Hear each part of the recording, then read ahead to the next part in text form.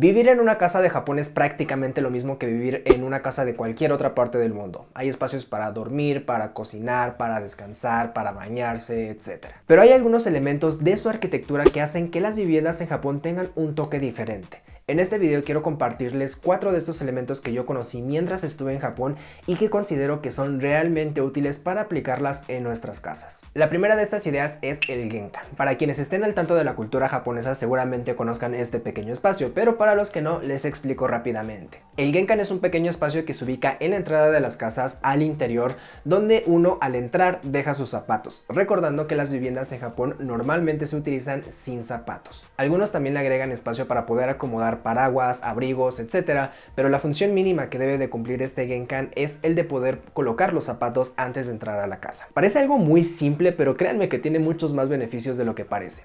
Cuando uno está en la calle, principalmente en la temporada de lluvias, normalmente uno ingresa a la casa con sus zapatos completamente sucios, ya sea porque tienen lodo, tierra, etc. Y esto termina por ensuciar el piso de nuestras casas rápidamente, razón que nos obliga también a estarles dando limpieza constantemente. Bueno, el Genkan soluciona este problema. El tener un espacio donde dejar tus sucios zapatos cuando ingresas a la casa evita que se ensucie rápidamente el piso, y créanme que esto reduce en gran medida las veces que tenemos que estarle dando limpieza, algo que en lo personal se me hace muy cansado y una gran pérdida de tiempo. Y no solo eso, sino que el Genkan también tiene la posibilidad de agrupar elementos que normalmente tienen más sentido que se encuentren en la entrada de la vivienda. Yo no sé ustedes, pero a mí me hace mucho sentido que los abrigos estén en la entrada, porque normalmente cuando uno más abriga es al salir a la calle, y de ahí uno puede ser tan creativo como guste para mejorar este espacio. Por ejemplo, puedes incluir soluciones tan sencillas como un pequeño espacio para dejar tus llaves para que las puedas tomar rápidamente al salir o dejarlas al entrar a tu vivienda, y puedes tener soluciones también un poco más complejas como incluir racks para dejar tus bicicletas si lo que quieres es tenerlas al interior de tu casa. Entonces el Genkan, si bien es una solución bastante simple, la verdad es que logra traer beneficios bastante interesantes que creo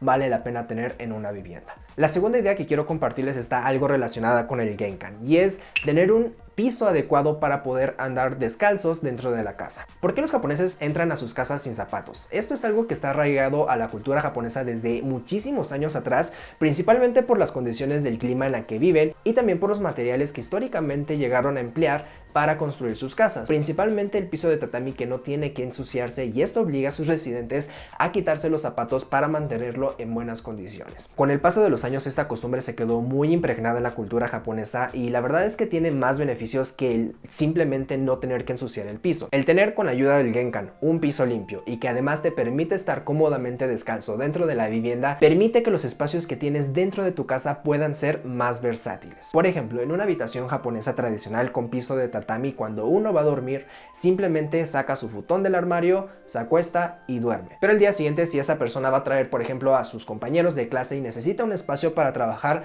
simplemente guarda su futón en el armario y su habitación inmediatamente se convierte en un gran espacio libre para poder trabajar en equipo. El piso está limpio, así que se puede utilizar como un mueble más de la casa, para sentarse, para acostarse, para trabajar, para hacer diferentes actividades. Ahora, digamos que tienes niños en tu casa. En esta habitación, de noche, sacas sus futones, se duermen, etc. Y al día siguiente, quitas los futones, los guardas, y esa habitación puede convertirse inmediatamente en un salón de juegos. Los niños pueden sacar sus juguetes, jugar en el piso y no pasa nada. A eso me refiero con la versatilidad, que puedes transformar el espacio y utilizar el piso como si fuera cualquier otro mueble para realizar otras actividades. Y también esto influye mucho en el mobiliario que puedes ocupar en las viviendas. Por ejemplo, el kotatsu, que es una mesa que te permite mantenerte caliente durante la temporada de frío y donde el piso juega un papel muy importante, porque el kotatsu lo puedes utilizar tanto para sentarte como para acostarte. Como pueden ver, el tener un piso limpio y apto para poder andar descalzo va más allá de reducir la cantidad de veces que tienes que trapearlo, sino que también te permite utilizar tu casa de muchísimas nuevas maneras posibles. La tercera idea que quiero compartirles es darle la importancia que se merece a los espacios verdes.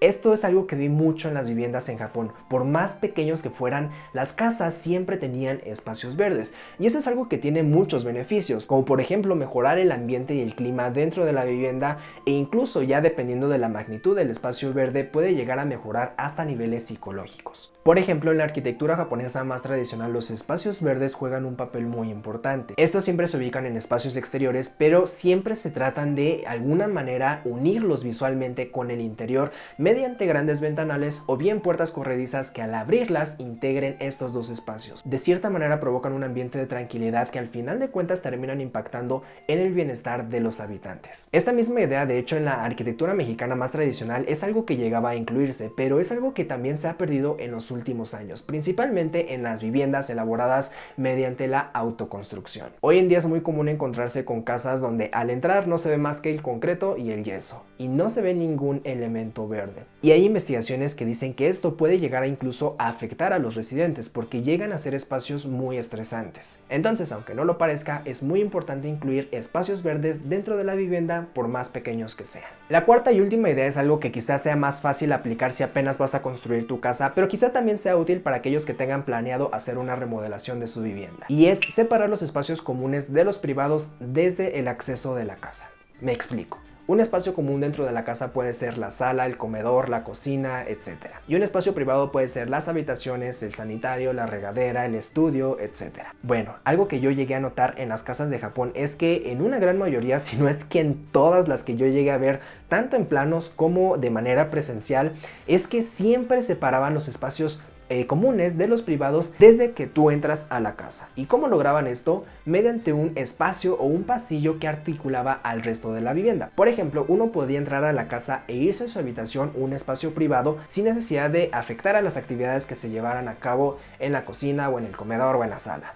Y también uno podía ir de su habitación al sanitario o a la regadera sin que los que estaban platicando en el comedor se enteraran. Como pueden ver, es una solución de organización espacial muy simple, pero que brinda algo muy importante a los habitantes, que es la privacidad. Lo que se suele hacer en México es que los espacios privados se acomodan en los pisos de arriba y en el primer piso o en la planta baja se acomodan los espacios comunes. Pero esto sucede en las casas, en los departamentos. Al ser espacios más reducidos, la mayoría de las veces se pierde esta privacidad. Uno al ingresar al departamento muchas veces lo primero que ve es un espacio común, que puede ser por ejemplo la sala comedor. Y eso se hace para evitar tener muchos espacios e incrementar la superficie útil de los espacios. Por ejemplo, en vez de tener un pasillo que simplemente se va a utilizar para transitar de un espacio a otro, mejor quitamos ese pasillo e incrementamos el tamaño de la sala comedor.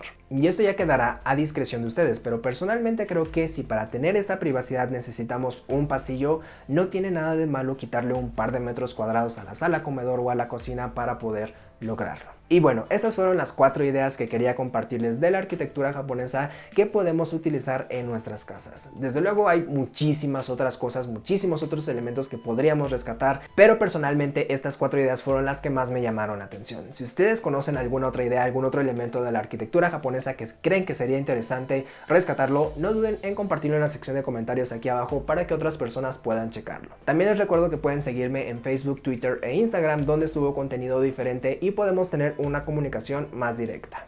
Adiós.